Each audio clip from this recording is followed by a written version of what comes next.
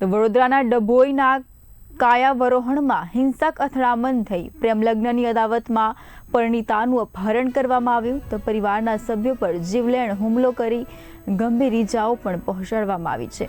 કાયાવરોહણમાં 15 થી 20 શખ્સોનો આતંક તો ઘરમાં ઘૂસી તોડફોડ કરી યુવતીનું અપહરણ કર્યું। ડભોઈ પોલીસ મથકે 10 શખ્સોએ વિરુદ્ધ નામજોગ ફરિયાદ નોંધાઈ તો આરોપીઓને પકડવા પોલીસની દોડધામ મચી છે। અપહરણ મહિલાને શોધવા અને આરોપીઓને ઝડપવા ટીમો રવાના થઈ છે। તો આ વડોદરાનાથી મોટા સમાચાર મળી રહ્યા છે। અપહૃત મહિલાને શોધવા અને આરોપીઓને ઝડપવા માટે ટીમો રવાના કરવામાં આવી છે।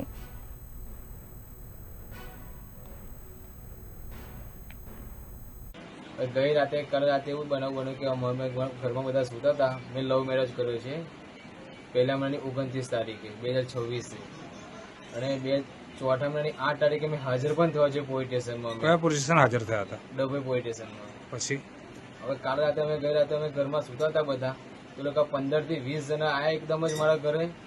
મારા પપ્પા બહાર બેઠા હતા એટલે સીધા જ ઘરમાં તૂટી પડ્યા લોકો બધા જ। મને સીધો હુમલો જ કર્યો। પછી મને તો ઉભો થયો તો ના, ને મારો ભાઈ જે ઉભો થયો આગળ તો મારા ભાઈને માથામાં કરું મારી દીધું ને 2 ઝાપડો મારી દીધી ત્યાં આગળ। કોણ કોણ આવ્યું તમને ખ્યાલ છે? હા, ખબર છે।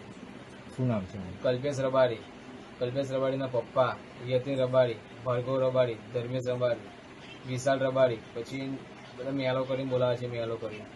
પછી છત્રાલના તે કુનાલ રબારી અને દીપક રબારી અને વડોદરાના વિષ્ણુ રબારી અને મેં એફઆઈઆરમાં એકનું નામ લખાયું નથી, એ કિરણ ભુવાજી છે, કિરણ રબારી।